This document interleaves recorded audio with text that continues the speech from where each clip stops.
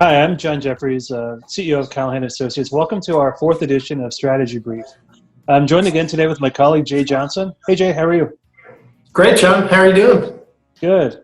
Well, Jay, we're doing a series of conversations to really help credit unions think about how they might respond to the uncertainty of the situation we're in, and really how they might frame some of these questions with their boards and stakeholders as they enter a strategic planning session later this year. And I thought, Jay, one of the things that we might talk about today was the whole work from home, right? I think a lot of people in mid-March sort of really quickly went with the work from home. And one of the questions that I think a lot of leaders are thinking about now is, hey, is this a pet rock, or is it sort of a fad, or are there some longer term implications from it? So maybe, do you have any perspective just on the, because it seemed like people were making decisions really quick, right? Any perspective on that?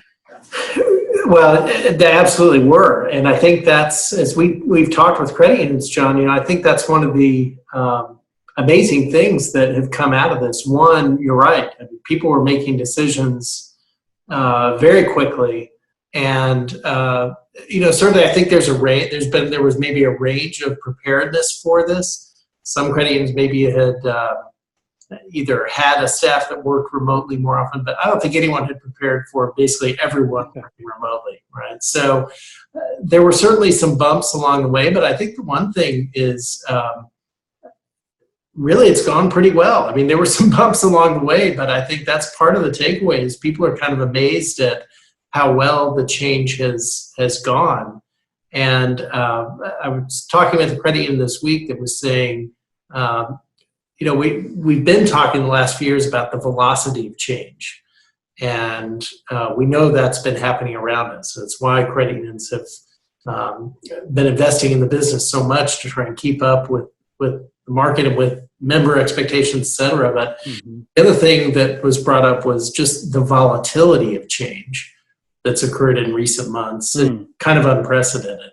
And so I think it's just another factor that credit union leaders have to navigate through. It's not just the speed, but the volatility of everything that's going on around us.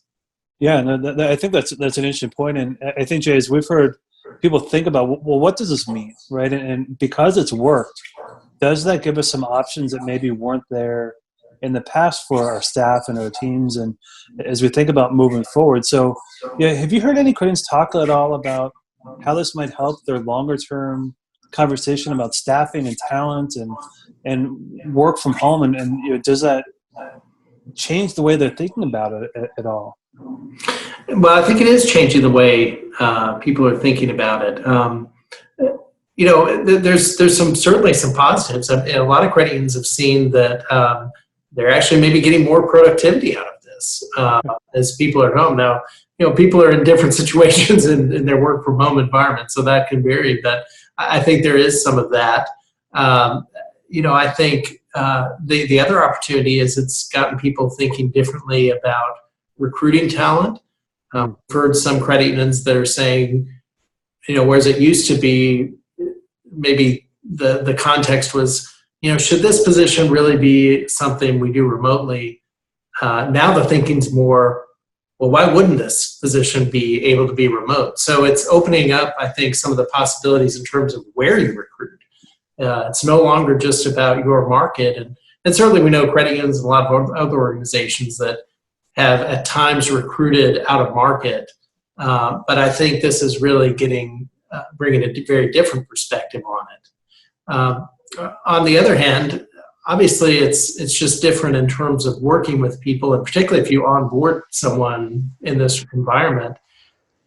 I think some of the challenges there are, you aren't really seeing the person interact in kind of a day-to-day manner. You get on calls like this and you see one perspective, but it may be a little harder to, in a way, kind of evaluate talent, both good and bad. There may be some real positives you're missing with this environment, but maybe also some blind spots that you wouldn't catch. And then obviously this is a different way of managing, as we all had experience. And I think that's maybe one of the gaps that a lot of credit unions have been looking at, is how do we train our managers to be effective as remote managers. And that's just a very different way of approaching management. So many of us are used to, the management by walking around, right? Connecting with people, Right. and talking and building those relationships. That isn't the way you can operate really in this environment. But I think you still need to be intentional about that communication, but it's a different style. So it sounds like, Jay, from a lot of what you're hearing, Credits are being thoughtful, and because it went well, maybe there's some ways to look at doing things different in the future. Maybe there are some opportunities to look at growing staff in other areas or expand the talent pool. I think one of the concerns that would cause, though, is sort of this hybrid model, if you will, if you have some people in the office and maybe some others remote, maybe especially some of the remote are managers or vice versa. Is what's that do to the culture, right? And how do you keep the culture alive, right? What is it? Peter Drucker says that culture eats strategy for breakfast. And I know a lot of Canadians are really proud and have worked really hard on the culture. Have you heard anyone talk about that or how they might think about that? Yeah, I think that's been a big question for a lot of leaders, because so many credit unions work so hard at their culture, and that's a critical part of their operation and organizational philosophy. And you start, John, with the physical spaces that credit unions are in. We get the opportunity to see a lot of credit union headquarters, and the culture is usually expressed in those headquarters. You'll see in stairwells or on walls, just different statements about who the credit union is. And so it's kind of surrounding you in that day-to-day environment. And obviously you don't have that. And then of course there's just the in-office interactions that you have that play a big part in this, kind of how you shape the culture and the feel of the organization. Just across the personalities and certainly the leadership team, how they interact and just get to be visible Right. in a space like that. And like I said, while there may have been productivity gains that people realize, the downside is maybe that's because they aren't getting the opportunity for those one-on-one interactions or just dropping by people's office. There's value to that too. But I think the other thing that I think we've heard from credit unions that have been navigating through this, but I was also reading some work from McKinsey this week that was talking about organizations that really have a strong foundation, know who they are, have a performance culture that everyone understands, that knows what the organization is about. Those are the organizations that have adapted best in this environment. And I think we've seen that and heard that in a lot of the credit unions that we have talked to as well. The ones that have really done kind of shaped their culture and that it's common and understood. There's just such a resiliency in the response of the teams to this shifted environment. I think that's one of the reasons that for many credit unions, maybe some bumps, but this has actually gone really well because the belief in what the organization's about and what we're doing. And, we've heard the term financial first responders. And I think a lot of credit unions really take that to heart.